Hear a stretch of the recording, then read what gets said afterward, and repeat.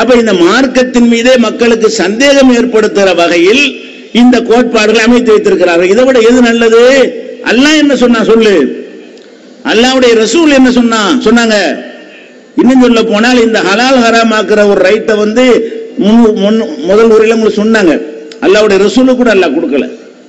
நபிகள் நாயகம் ஸல்லல்லாஹு அலைஹி வஸல்லம் அவர்கள் அவங்க என்ன செய்யறாங்க, ஒரு கோபத்துல, மனைவிமார்கள் மீது உள்ள ஒரு கோபத்துல, இனிமேல் நான் தேனை சாப்பிட மாட்டேன், தேனை ஹராமாக்கிக்கிட்டேன்ட்டாங்க.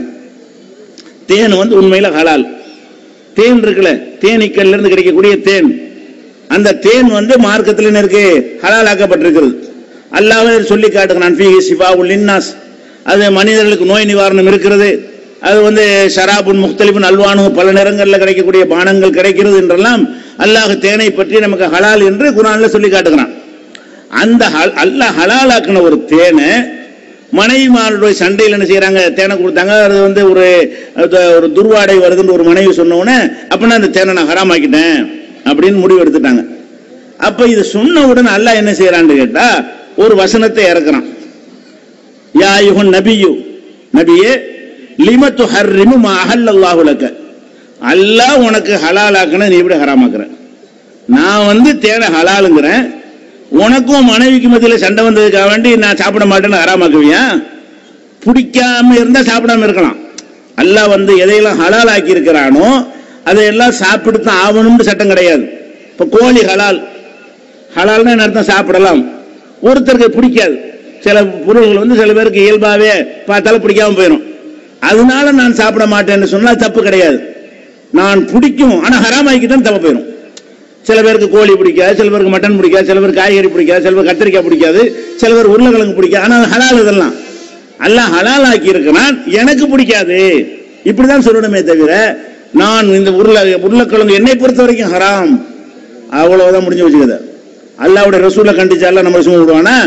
அப்ப அல்லாஹ் ஹலாலாக்குன எந்த ஒன்றையும் ஹராம் ஆக்குற ரைட் நமக்கு கிடையவே கிடையாது. ரசூல் ஸல்லல்லாஹு அலைஹி வஸல்லம் பண்ணிட்டாங்கன்னு கேட்டா, இனிமேல் இந்த தேனை தொடவே மாட்டேன்ட்டாங்க. தேன் பிடிக்கலன்ற தொட மாட்டேன்ட்டாங்க. பிடிக்கும், தேன் பிடிக்கும், தேனை விரும்பி சாப்பிடுவார்கள். அப்படி இருந்தும் கூட குடும்ப சண்டை வந்த நேரத்தில் கோவப்பட்டு இருந்துட்டாங்க, இனிமேல் தேனை சாப்பிட மாட்டேன்னவன, லிமத்து ஹர்ரிமு மா அஹல்லல்லாஹு லக, உனக்கு அல்லாஹ் ஹலாலாக்குனதை நீ எப்படி ஹராமாக்குற? தபு தகை மர்லாத் அஸ்வாஜிக்க, உன் மனைவிமார்களுடைய திருப்திப்படுத்துவதற்காக வேண்டி எப்படி நீ ஹராமாக்குற என்று அல்லாஹ் ஒரு சூறாவை இறக்கி கண்டிக்கிறான். நபிகள் நாயகம் ஸல்லல்லாஹு அலைஹி வஸல்லம் அவங்க கூட ஒரு விருந்துக்கு போறாங்க.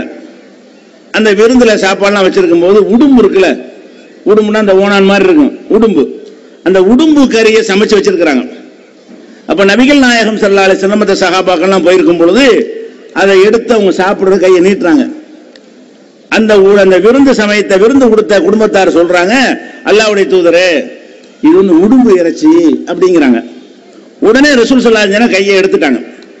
அந்த உடும்பு இறைச்சியை சாப்பிடுவதற்கு கையை கொண்டு போனவர்கள் ஏதோ மட்டன் கிட்டன் சிக்கன் நினைச்சு எடுத்துருப்பாங்க, ஏதோ ஒரு நினைச்சு கையை கொண்டு போயிருக்கிறாங்க. அது உடும்பு என்று அந்த விருந்து கொடுத்தவர்கள் சொன்ன உடனே கையை அப்படியே மடக்கிட்டாங்க. அப்ப பக்கத்தில் இருந்த ஹாலித் இப்னு வலீதுங்கிற ஒரு நபித்தோழர் அவர் கேட்கிறாரு, ஹராமுன் ஹிய யா ரசூலல்லாஹ், டக்குன்னு கையை எடுத்துட்டீங்களா, ஹராமா? அதை சாப்பிட கையை கொண்டு போனீங்க, உடும்புன்னு சொன்னோம், டக்குன்னு கையை மடக்கிட்டீங்களே, அப்ப ஹராமா அப்படின்னு கேட்கிறார் ஹாலித் இப்னு வலீத். அப்ப ரசூல் ஸல்லல்லாஹு அலைஹி வஸல்லம் சொல்றாங்க, ஹராம் இல்லை, எனக்கு பிடிக்காது, அது ஹராம் எல்லாம் கிடையாது, எனக்கு அந்த உடும்பு கறி பிடிக்காது. அப்ப அதையும் சேர்த்து இழுத்து இவர் சாப்பிட்டார். ஹாலித் இப்னு வலீத் ரசூல் ஸல்லல்லாஹு அலைஹி வஸல்லம் பார்த்து கொண்டிருக்க அவர் சேர்த்து சாப்பிட்டார்னு வருது. இப்ப என்ன பிரச்சனை? பிடிக்கல என்பதற்காக சாப்பிடாமல் இருந்தால் அது குற்றம் கிடையாது.